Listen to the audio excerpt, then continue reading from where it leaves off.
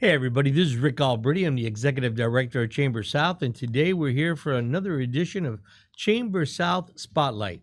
And today I have the honor of speaking with Mr. Ryan Noble with 4 kids. How are you, Ryan? Man, I'm doing great. Thank you so much for having me here. Absolutely, Ryan.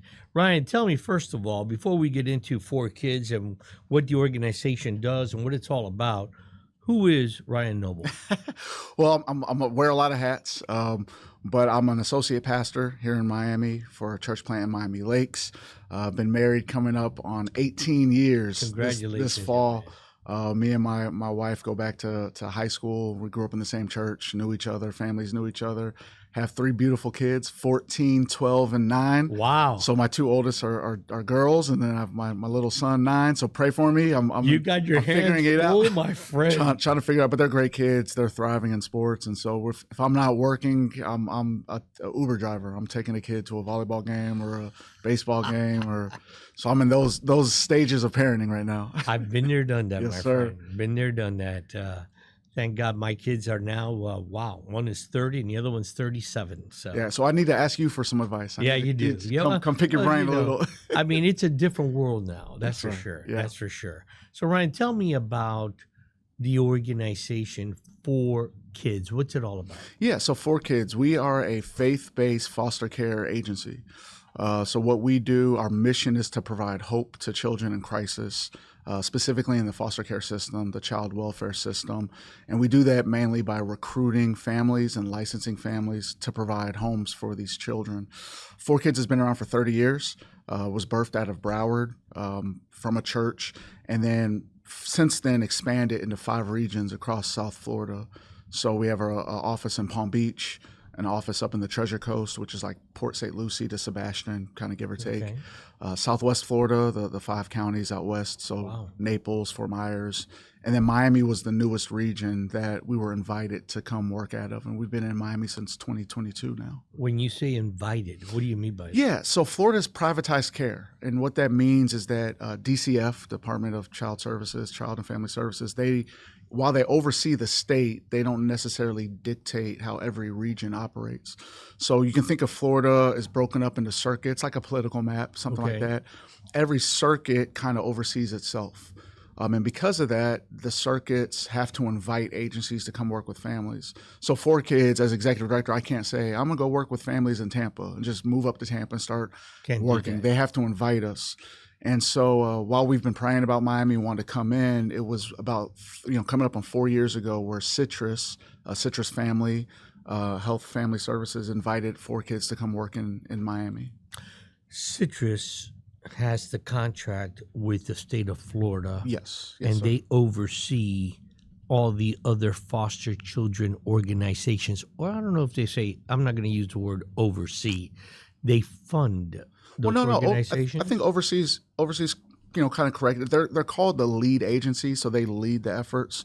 In Miami, there's about 13 other organizations in Miami that can license families that recruit or that do some type of child service activity, and it funnels up to Citrus. Okay. At your locations, right now you said you have 5. Yes, sir. Yeah. In those 5 locations, do children go there on a daily basis?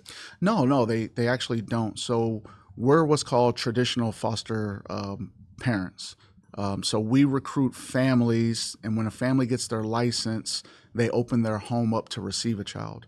So we don't have a group facility. That's what's called group care. That type of facility is where children come and they stay, and you have children from different ages, different backgrounds, different traumatic experiences. And we don't think that's the best place for a child because they all get thrown into the same facility, and you don't have a mom and dad. You have actual staff, right? So I would come do my 8-hour shift, and then someone else would come do an 8-hour shift. And we believe children deserve a mommy and a daddy, a stable home, stable environment. So it's 2 different models. You have the traditional foster parents, traditional homes, and then you have congregate care, or what we would consider a group home. Okay.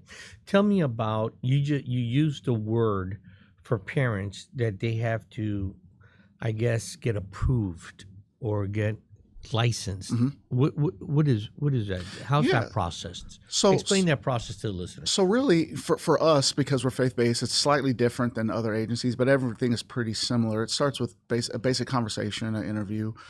We want to make sure that families understand what they're signing up for. Because, sometimes people make emotional decisions. Oh, I want to help children, but they don't really know the ins and outs. So we just really want to ask them questions, allow a family to ask us questions, because we want them to have as much information before they make the decision. Once they do that, then they have to start background checks, which are fingerprinting, level 2. They have to do 21 hours of training that's dictated by the state. We do the training in-house, but the curriculum is from the state, and the hours are set by the state. Then we have to do house visits. This is where we go to a family's home and make sure that the home is safe, it's stable. We have to make corrections to the home. It could be things like if a family has large breed dogs. Are the dogs safe? If a family has guns, if it's a gun owner, do they have the right locks, that type of stuff? If they have a pool, are there safety features? So we just want to make sure that the home is safe, because if we're going to place a child in a home that's coming from a broken situation, we don't want to place a child in a home where they're going to experience another unfortunate broken situation. So there's 2 home visits that happen. Only 2? 2 initial. Or 2 prior? 2 initial before a child's placed, and then Okay. there's ongoing check-ins. Ongoing check-ins. Yes, sir. But before they get the license, there's 2.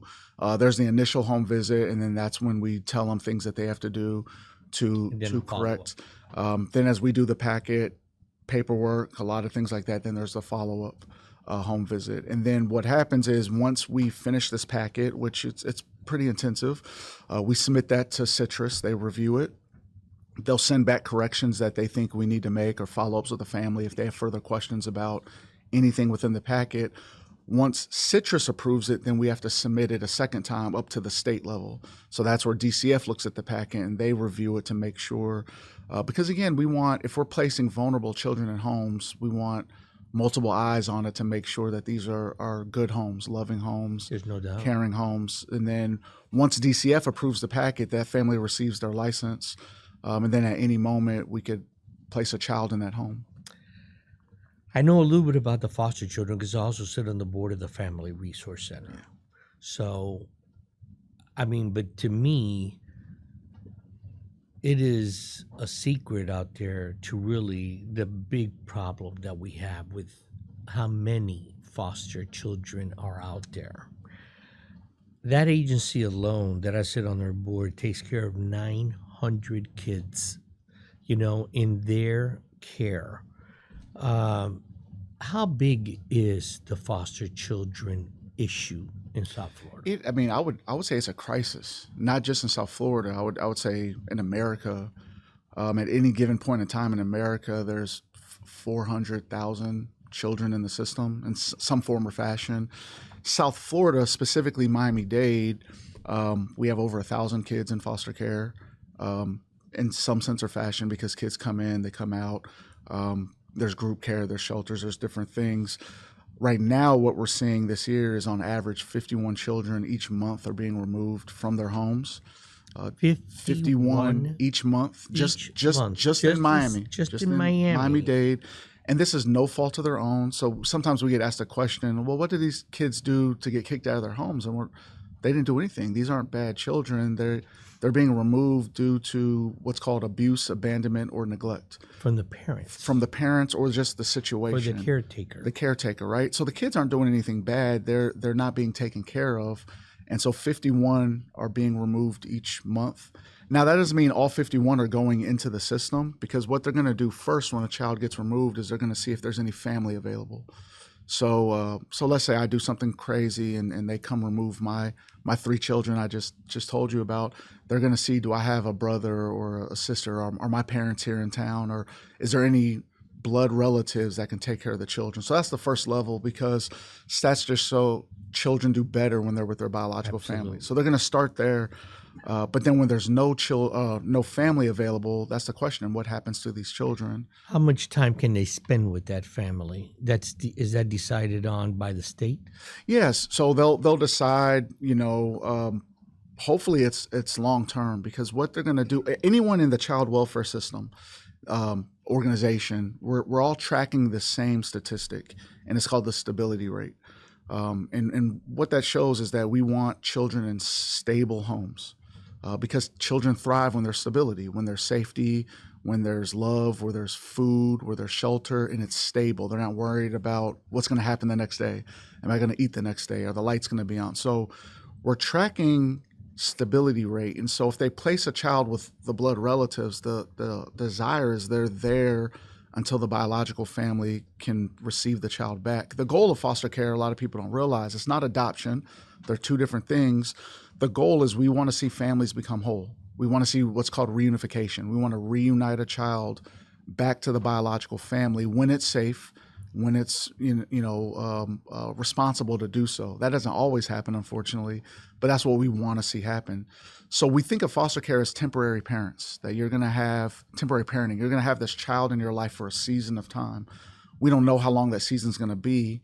Right now, on average, the average case of a child in foster care is about 2.5 years. Is it really? So it's not a short So it's stint. not a forever situation. Not always. It's not, okay. Yeah. Not always, and it's not a quick situation usually. The fastest case that I've seen in the 3 years that I've been with 4 kids is 9 months, where a child was reunified back to the family within 9 months. Wow. A lot of times it takes much longer than that. Now when a child goes with their family, a blood relative, typically because it's family, they'll stay for however long it is. Wow. But when it's a traditional foster parent, it's typically up to 2.5 years, give or take, is the average case. Tell me about the traditional foster parent. How do you find those families? Yeah, because we're a faith-based agency, we make relationships with churches, local houses of worship, and we'll go to a service if we're invited, and we'll just kind of talk about foster care, talk about the crisis, and if anyone is interested in learning more information. So we recruit our families directly from churches all throughout South Florida, me specifically all throughout Miami. And then when those families are interested, again, it starts with a conversation. We don't sign anybody up right on the spot. And that's what we tell people to kind of ease their concerns. Hey, if you give us your name, you're not Doesn't mean committing. that You're not committing to it, but it really is. I want more information because you said this earlier, Rick. A lot of people, if you haven't been affected by foster care or work in it, you really don't know it. It's not talked about, right? That's right. It's like the silent killer, right? Sure is. Like strokes and heart attacks. We don't talk about these things, and so a lot of people don't talk about what's happening to these children unless it's affected you. So a lot of times we're just trying to raise awareness. We just want people to understand this is what's happening in our backyard in Miami. That there are a lot of kids right now that don't have homes. We have kids in group homes or shelters.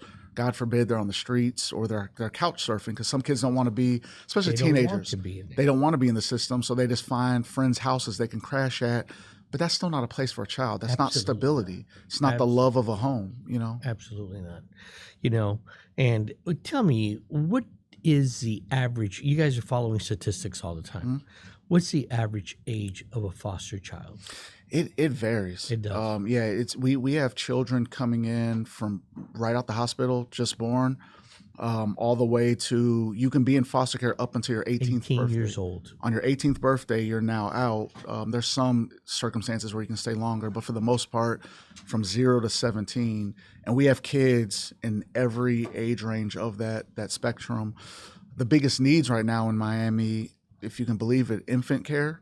We have to turn away a lot of infants, which has never happened. This is a recent phenomenon.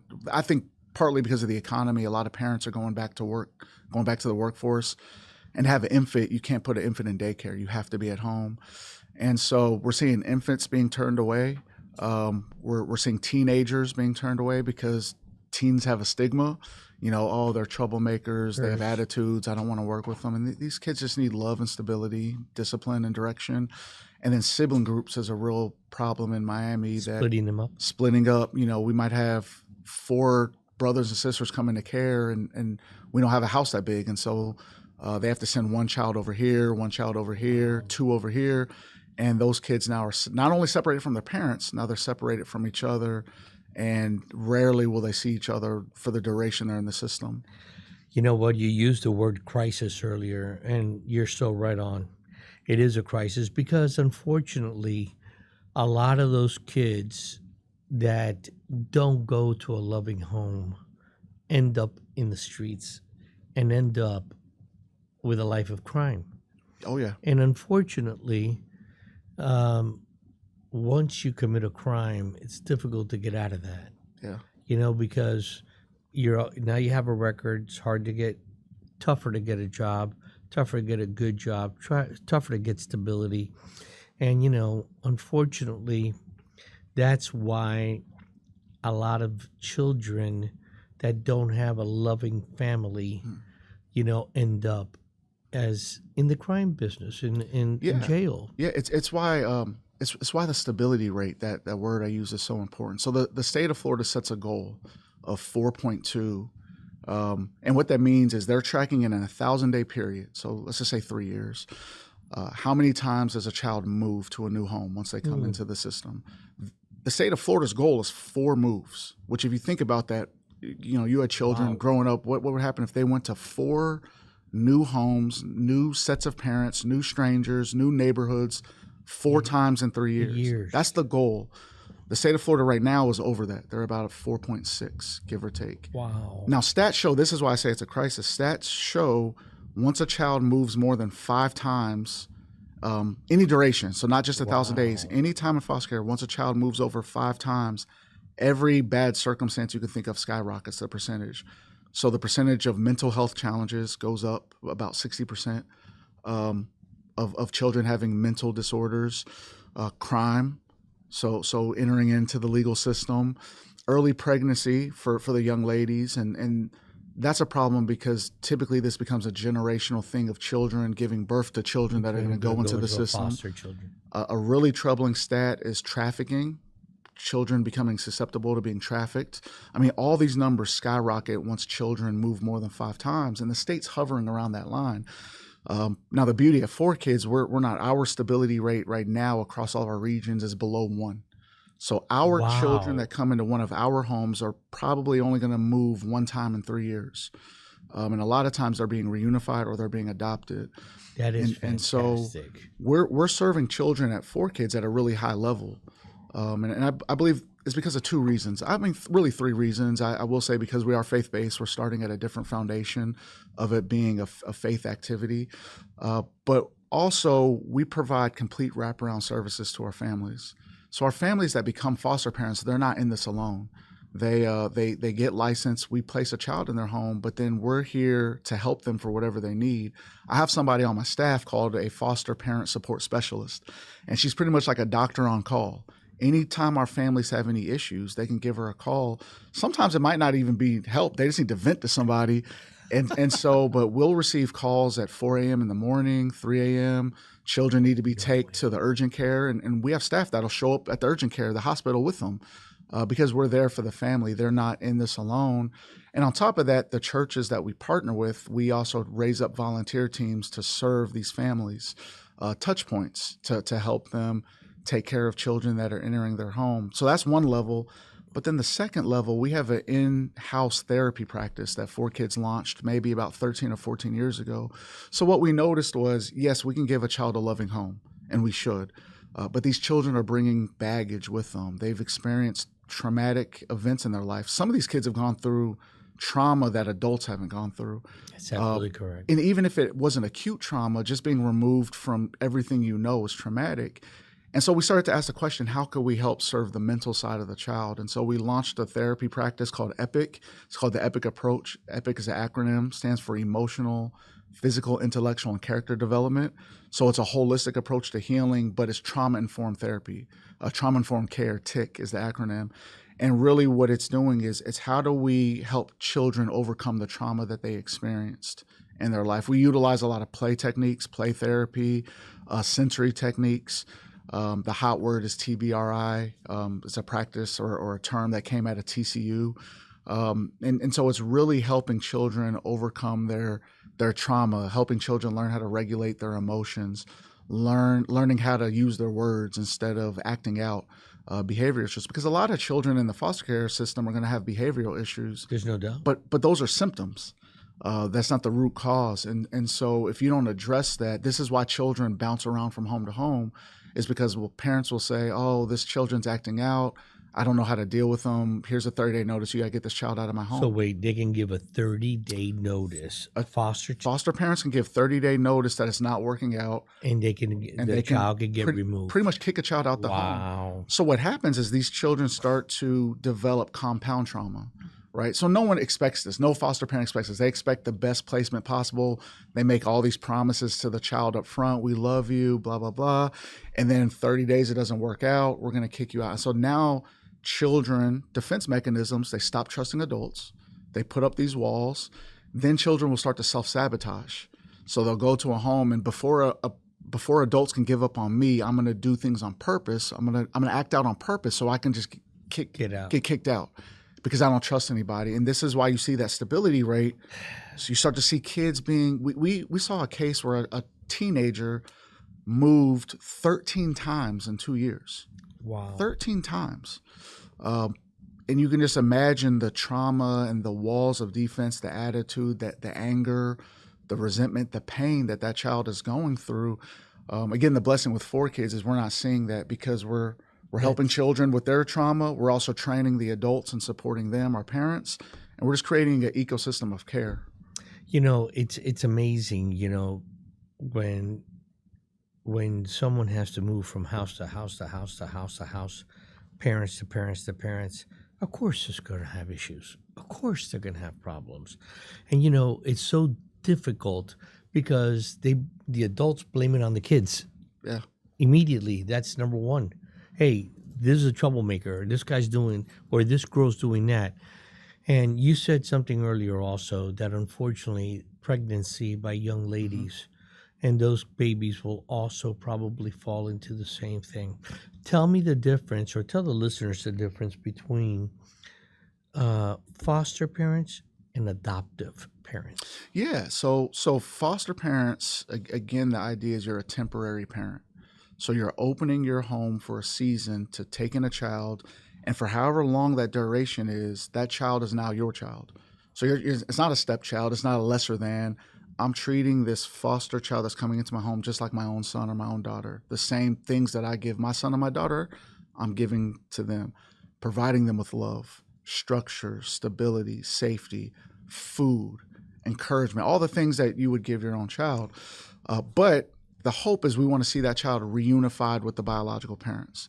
So what happens when a child gets removed from their parents, this is the part that we don't deal with as a foster care agency, but those biological mothers and fathers have to go before the court and they get put on a caseload. So they have to show the state certain things that their home is now safe and stable and they're ready to get their child back. They've corrected the bad behavior, whatever it may be. So they might have to do 5 things, 6 things, whatever it is, you know, and it's not just like you do them all at once. It takes time to show it. But we're rooting for the family, even though that's not our part. We're hoping that we want to see families whole. Absolutely. And so if that family does everything they're supposed to do and now that home is now safe and stable, that the foster child will now be reunited back to their biological family. You said earlier the fastest has been 9 months. That's the fastest I've seen. Now some cases might be faster, but usually take 2 years. Yeah, on average, 2, 3 2 years. And you just don't know. And we tell our families, you don't know how long you have this child in your home, but you'll never know the impact and the way you'll change this child's life with the season that you'll have the child in your home. Now, unfortunately, sometimes the parents don't do what they're supposed to do to get the child back, and that's called termination of parental rights. So the court is going to be lenient. They're going to give parents chance after chance, but eventually they know, like, hey, these parents aren't going to cut it. Or sometimes if we know the case is really bad up front, you know, about 10% of all cases in foster care are the really bad ones that we think of, right? The real bad sexual abuse or, you know, physical abuse or just crazy situations.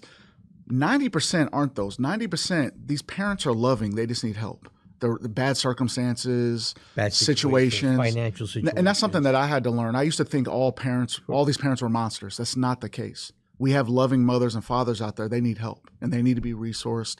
They need to do certain stuff. Now, the child does need to be removed because the home is unsafe, but we're gonna fight for that reunification. But when the parents don't get their act together and they don't make a safe home, it's a termination of parental rights. When that happens, that's when adoption can take place. Ryan, let me ask you a question. Have you ever, and I'm going to assume that it has happened, you have a child in foster care and they don't want to go back to their parent? Yeah, we have that happen, and for different reasons. Sometimes it's just because of the bond, the attachment that has happened, and what we try to do. Again, this doesn't always work. We're hoping, especially with our families, try to establish an ongoing relationship with the biological parents, and we've seen that happen before, where our foster parents almost become like godparents to some of these foster children that have been reunited, and relationships continue. That doesn't happen a lot, and I get why, but again, stats just show children are going to do better in life when they're with their biological families. We just know that, and so while it is painful to let a child go back to their family, we understand we're in this for the best interest of the child, not the best interest for us. I got one more question for you, because unfortunately we're out of time, but I have one more question for you. You know it, and I know it because I'm in the business as well. But after 18 years old, you're out of foster care. You're out on your own, and there's some organizations out there like Out of Foster Organization that Out of Foster Foundation that helps kids after 18. How big of a problem is that? It is. It's a big problem because, I mean, think about if you have your own children when they turn 18, they're considered adults, but they're not. They're not adults. They're still learning. Now imagine children who've bounced around from home to home and have never been taught life, never been given certain life skills, and now they're considered an adult.